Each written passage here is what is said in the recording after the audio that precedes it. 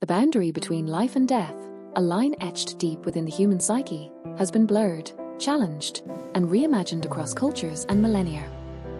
We embark on a journey, a disquieting exploration into the world's most bizarre funerary rites, where mourning dances with the macabre, and the departed are not simply mourned, but intimately, sometimes dangerously, embraced. Our odyssey begins in the highlands of Sulawesi, Indonesia, home to the Toraja people. For them, death is not an abrupt ending, but a gradual transition.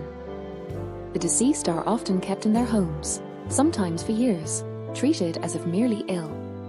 They are dressed, fed, and spoken to, awaiting the elaborate funeral ceremonies known as Rambu Solo. These are not somber, quiet affairs.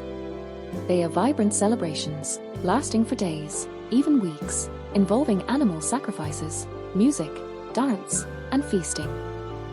The scale of the funeral reflects the deceased's social status, with wealthier families sacrificing hundreds of water buffalo and pigs.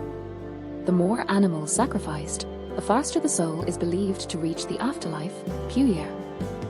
Key figures in the organization of these ceremonies are the family elders and traditional priests, who guide the rituals and ensure their proper execution. The geographical isolation of the Toraja Highlands has allowed these ancient traditions to persist largely unchanged, a living testament to a unique worldview. But the Toraja's relationship with death goes even further. Every few years, they practice a ritual called Manin, or the ceremony of cleaning corpses.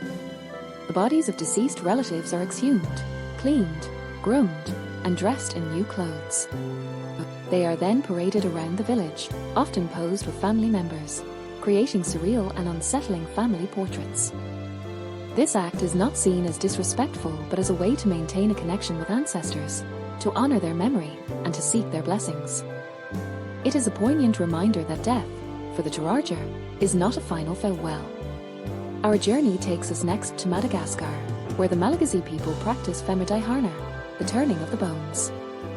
Similar to the Toraja's Manin, Famadiehana involves exhuming the bodies of ancestors, wrapping them in fresh shrouds, and dancing with them to live music. This is a joyous occasion, a celebration of life and remembrance.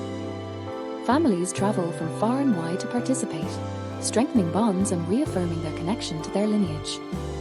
The act of rewrapping the bones is believed to transfer blessings and good fortune from the ancestors to the living.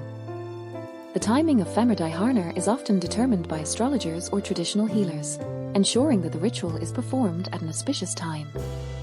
The tradition, however, is facing challenges from Christian missionaries who view it as pagan and from the rising cost of silk shrouds, making it increasingly difficult for some families to afford the practice. From the vibrant celebrations of Southeast Asia and Africa, we travel to the somber and extreme practices of self-mummification in Japan. Sokushin Butsu, or becoming a Buddha in one's very body, was a grueling ascetic practice undertaken by Buddhist monks, primarily in the Yamagata prefecture of Japan. These monks would subject themselves to 1,000 days of strict diet, consisting only of nuts, seeds, and water, to purge their bodies of fat. This was followed by 1,000 days of consuming only bark and roots, further reducing their body mass. Finally, they would drink a poisonous tea made from urushi sap, inducing vomiting and further dehydration while also acting as an embalming agent. The monk would then be sealed in a stone tomb, barely larger than his body, with only a small bamboo tube for air and a bell. Each day, he would ring the bell to signal that he was still alive. When the bell stopped ringing, the tomb would be sealed permanently. After 3 years, the tomb would be opened. If the body was well preserved, the monk was declared a Sokushin Butsu, a living Buddha. They were revered as deities, believed to possess immense spiritual power. While the practice is now outlawed, a handful of Sokushin Butsu remain enshrined in temples across Japan, silent witnesses to an extraordinary act of self-denial and spiritual devotion. Influential figures in this practice included Kukai, the founder of Shingon Buddhism, who is said to have inspired the tradition. Our exploration now leads us to the fringes of human behavior, to the Agori, a small sect of Hindu sadhus, or holy men, in India.